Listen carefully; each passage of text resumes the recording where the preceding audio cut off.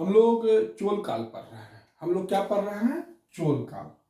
चोल काल का हम लोगों ने राजनीतिक इतिहास पढ़ लिया, धार्मिक इतिहास पढ़ लिया, राजनीतिक इतिहास पढ़ लिया, आर्थिक इतिहास पढ़ा और सामाजिक इतिहास पढ़ा। एक आर्थिक जो हम अर्थव्यवस्था कल बता रहे थे उसमें हमने सिक्का का चर्चा नहीं किया था। चोल काल में सिक्का का चर्चा भी इंपॉर्टेंट है। चोल काल में दो प्रकार के सिक्के हमें देखने को मिलता है, कासू और कलंजू। दो प्रकार का सिक्का है, कासू सिक्का है और कलंजू सिक्का है। कासू और कलंजू दोनों स्वर्ण सिक्का है। कासू और कलंजू क्या है? स्वर्ण, सोना का सिक्का है। कासू का जो मान है कलंजू का आधा है, मतलब 1/2 बराबर कलंजू।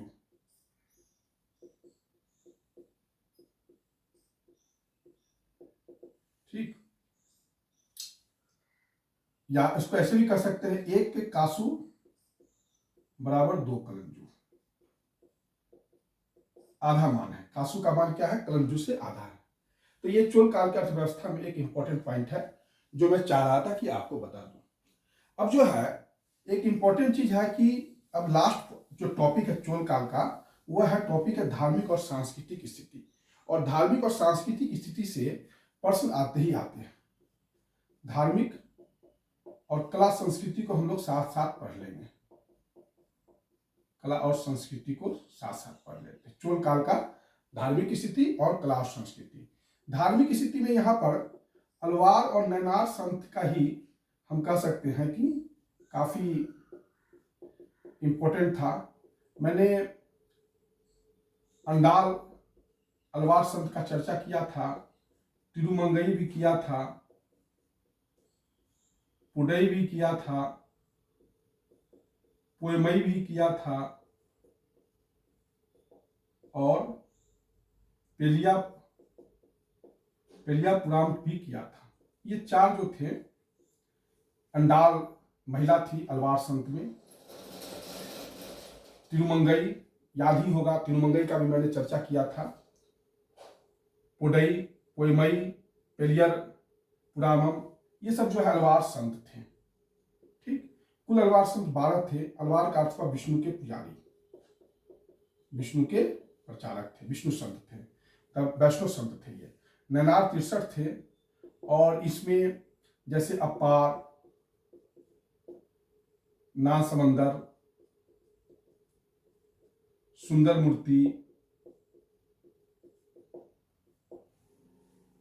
नाम्बी, अंडार नाम्बी,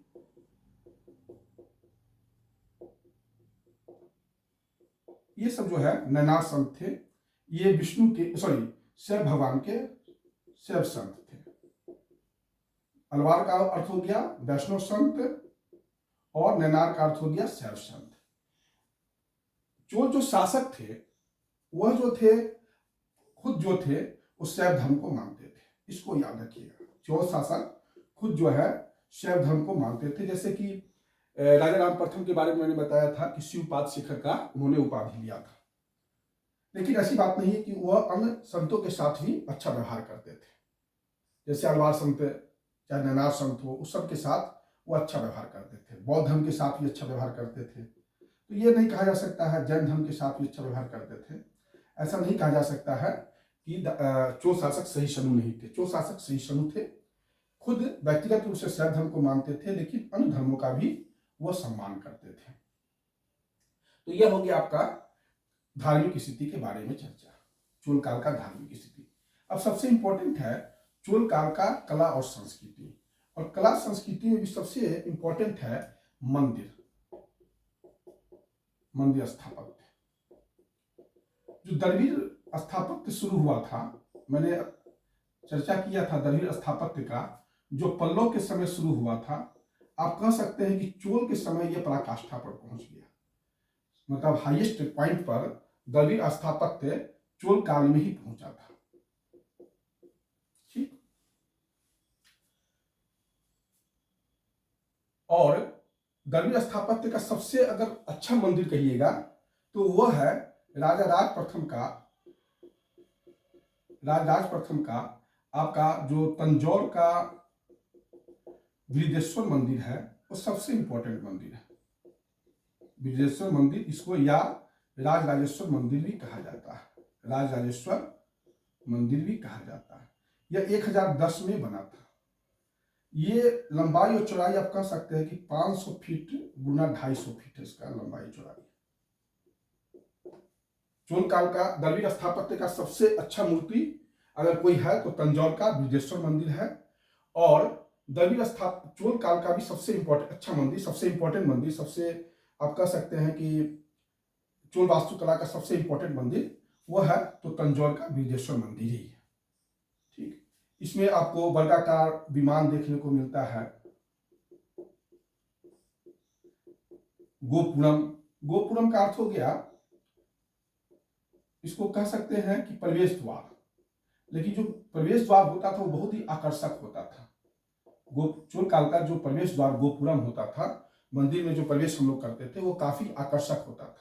उसी को आकर्षक प्रवेश द्वार को ही गोपुरम कहा जाता था। विमान होते थे, विमान जो है वो मंदिर के ऊपर होते थे और वो वर्गाकार ही होता था।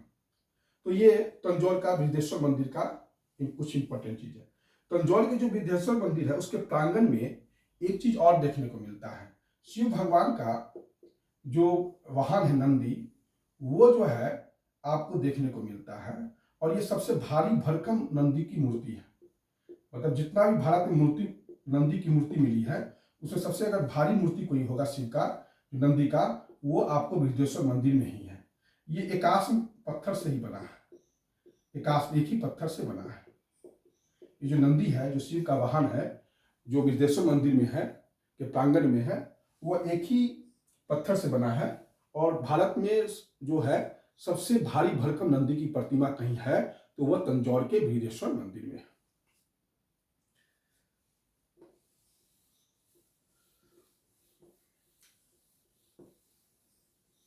राजराज प्रथम के बाद उसका बेटा भी एक मंदिर बनाया था, उसका नाम है आपको, ये तो तंजौर में बनाया था। और राजेंद्र प्रथम जो है गंगई कोंड चोलपुरम में बनाया था, गंगई कोंड चोलपुरम में बनाया था।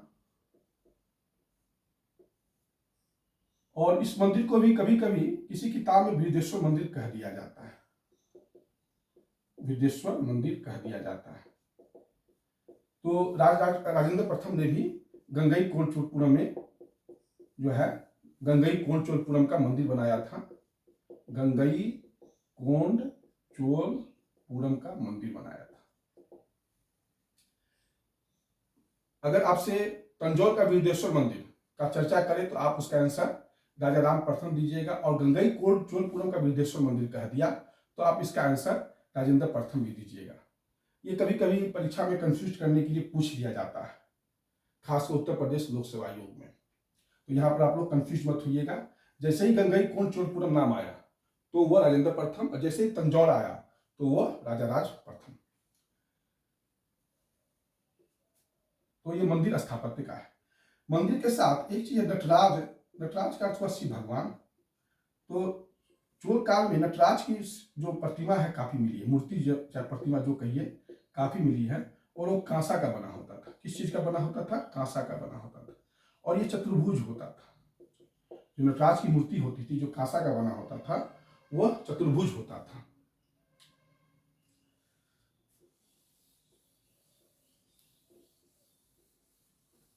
चोल शासक काफी पढ़े लिखे भी थे, जैसे कि राजा राज प्रथम भी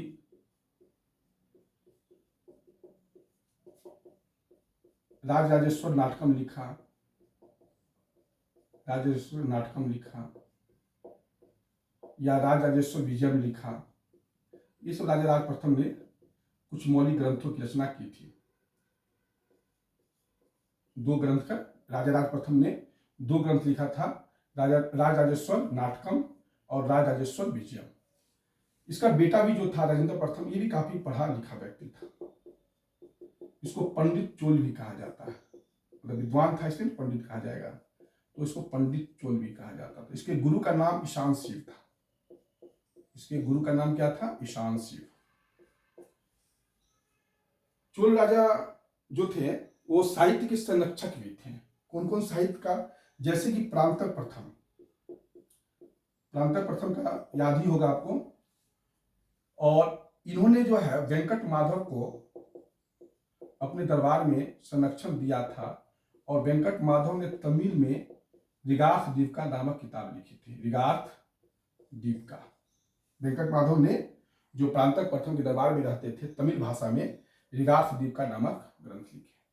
चोल शासक जो थे स्कूल भी खोलते थे, शिक्षा मतलब शिक्षा के लिए व्यवस्था करते थे और शिक्षा यहाँ संस्कृत में दिया जाता था, तमिल में नहीं दिया जाता था, बल्कि किस भाषा में दिया जाता था?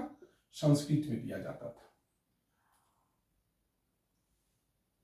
उसके बाद आप कुलोत्तुंग प्रथम, कुलोत्तुंग प्रथम, कुलोत्तुंग प्रथम के समय में इनका राज्य कवि था जयगोंदार। कौन था? जयगोंदार था। और जयगोंदार ने कलिंग टू पर्णी लिखा था। जयगोंदार ने क्या लिखा था? कलिंग टू पर्णी।